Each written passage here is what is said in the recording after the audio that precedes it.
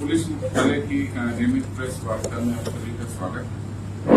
कुछ महत्वपूर्ण उपलब्धियां और विधि व्यवस्था संबंधी जो भी विवरण है आपके सामने रखूंगा।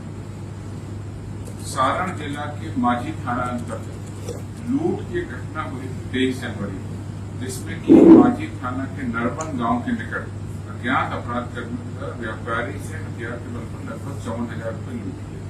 इस संबंध में माझी थाना कांड संख्या 24/2003 दर्ज किया गया। कांड का अनुसंधान प्रबंध किया और तकनीकी और ह्यूमन इंटेलिजेंस दोनों के आधार पर 4 अपराध कर्मियों को हथियार तथा गोली के साथ गिरफ्तार कर लिया गया।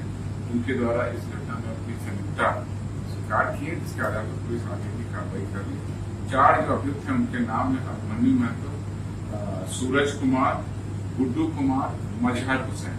ये चारों अपराध कर्मी है। इनके पास से 2 देशी कट्टा, 5 जिंदा कारतूस और 1 मोबाइल बरामद किया गया। इनमें से 2 अभियुक्त हैं अभिमन्यु महतो और सूरज कुमार।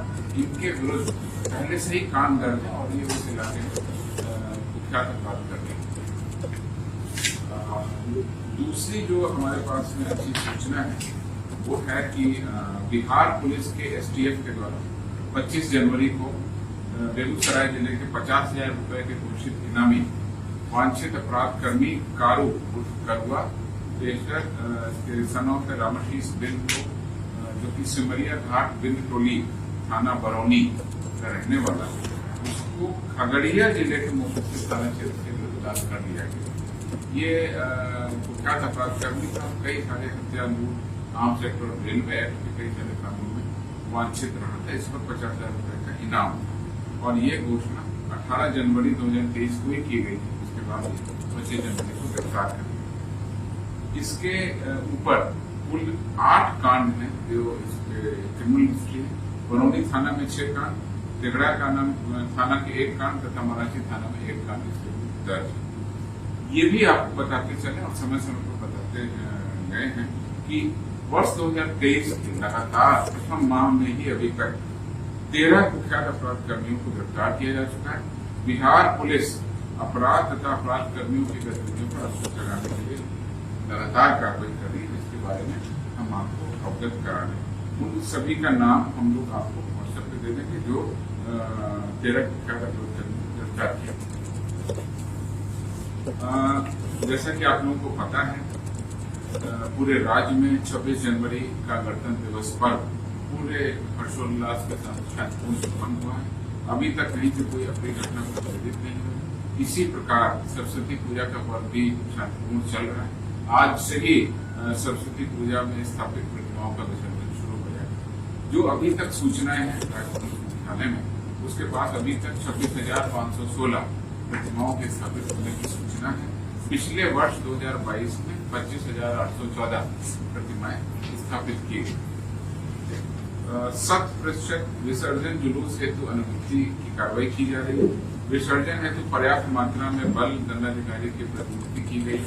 किसी भी आपात स्थिति से निपटने के लिए प्रशासन हर तरीके से तैयारी कर रहा है, जिसमें बिहार विशेष सशस्त्र पुलिस की 14 कंपनी और 11 प्लाटून, रेंज में जो हमारा अतिरिक्त रिजर्व बल है उसकी 12 कंपनी, जो इंटीग्रेटेड कंपनी है वो, गृह रक्षक करीब 2,200 और जो हमारे पास में केंद्रीय बल है करीब 4 कंपनी, उनको भी अतिरिक्त तरीके से विभिन्न जिलों में तैनात किया है।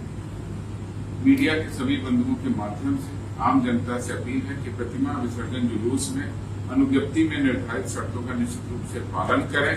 कोई भी ऐसा कार्य न करें जिससे शांति व्यवस्था या आपसी सौहार्द प्रभावित हो। निर्धारित मार्ग से ही जुलूस को ले जाएं। यदि कोई भी शांति व्यवस्था भंग करने का कार्य करता है तो उसके विरुद्ध विधि सम्मत कार्रवाई की जाएगी। किसी अफवाह पर ध्यान न दें। शांति समिति के सदस्य पुलिस प्रशासन का सहयोग करें और पूरे पुलिस प्रशासन को आम जनता शांतिपूर्ण विसर्जन में सहयोग करें। पिछले वर्ष भी सरस्वती पूजा के अवसर पर कोई घटना प्रतिबंधित नहीं हुई थी, तो इस वर्ष भी हम लोगों ने सारी तैयारी की और जैसा कि पिछले महीनों के पर्व त्योहार संपन्न हुए, ये पर्व भी अच्छी तरीके से शांतिपूर्ण और हर्षोल्लास के साथ संपन्न हुआ। ऐसी हमने तैयारी की है और ऐसी ही हमारी उम्मीद है। अब मैं आपको विशेष रूप से जो आंकड़े हैं उसको दर्शाना चाह रहा हूँ, जो बात आपके जहन में लाना चाहता हूँ। पॉक्सो एक्ट है जो बाल पीड़ितों के साथ में यौनाचार से संबंधित अधिनियम पॉक्सो एक्ट। पॉक्सो एक्ट में लगातार अपराध कर्मियों के विरुद्ध कार्रवाई हो रही है। हम आपके सामने आज कन्विक्शन का आंकड़ा रखें। वर्ष 2000 पिछले 5 सालों का आंकड़ा है और आपको मैं संक्षेप में बता रहा हूँ। वर्ष 2017 से वर्ष 2020 में, यानी कि वर्ष 2017, वर्ष 2018, वर्ष 2019 और 20, इन 4 सालों में जो कन्विक्टेड अपराध कर्मी थे उनका औसत था 143, यानी 143 अपराध कर्मियों को औसतन हम लोग सजा देगा। वर्ष 2021 में ये लगभग दुगनी हो गई, उसकी संख्या बढ़ के हो गई 317। तो पिछले 4 सालों में 145 और 2021 में पिछले 4 सालों के औसत का लगभग दुगना, यानी 317 कन्विक्टेड क्रिमिनल हुए। वर्ष 2022 में ये संख्या भी ऑलमोस्ट बढ़ के डबल हो गई और डबल से भी ज्यादा हो गई और 2022 में संख्या बढ़ के हो गई 649। तो कहाँ आप 4 सालों का एवरेज 143 था, फिर 2021 में बढ़ के 317 हुआ और 2022 में बढ़ करके दुगने से भी ज्यादा, यानी 104.7% बढ़ गया, यानी डबल से भी ज्यादा। ये 649 अपराध कर्मियों को इसने सजा दिलाई। इसका पूरा ब्यौरा हमारे पास में उपलब्ध है। दूसरा है जो नार्कोटिक्स अधिनियम है, narcotics drugs and psychotropic substances act. तो नार्कोटिक्स गांजा, हेरोइन, चरस, इससे संबंधित जो मामले हैं, इसको हमारे यहाँ आर्थिक अपराध इकाई देखती है। इससे आंकड़े भी मेरे पास उपलब्ध है। वर्ष 2017 से 2021 तक के 5 सालों के कन्विक्शन का औसत है 131 अपराध कर्मियों को एनडीपीएस कांडों में सजा मिलती है। वर्ष 2022 में ये संख्या दुगने से भी ज्यादा बढ़ करके 132% बढ़ गई है, यानी दुगने से भी ज्यादा हो गई और कुल 249 अपराध कर्मियों को एनडीपीएस एक्ट में सजा मिली। तो 131 हमारा एवरेज था, बढ़ा करके 2022 में 249। मैंने आपको पहले ही बताया था कि 2022 में हमारे ऑपरेशन प्रहार भी चला। ऑपरेशन प्रहार भी हम लोगों ने जनवरी से ही लॉन्च किया था। पूरे साल हमारे अपराध कर्मियों के विरुद्ध कार्रवाई बढ़ती थी और आज हम वो आंकड़ा दे रहे हैं। पॉक्सो एक्ट में भी दुगने से ज्यादा कार्रवाई और एनडीपीएस एक्ट में भी दुगने से ज्यादा अपराध कर्मियों की गिरफ्तारी और कन्विक्शन। अनुसूचित जाति जनजाति अधिनियम के मामलों को भी हम लोग प्राथमिकता में रखते हैं। वर्ष 2017 से 2020 में जो कन्विक्शन था उसका औसत था 71 अपराध कर्मियों को इसमें सजा मिलती है। 2021 में ये सजा बढ़ करके 99 हो गई, 99 लोगों को कन्विक्शन हुआ और 2022 में ये संख्या दुगने से भी 3 गुने से भी ज्यादा बढ़ के हो गई 339। तो एवरेज था 71, पिछले साल बढ़ा 99 और इस साल 2022 में जो हमारा अभी हुआ हमने 339 अभियुक्तों को सजा।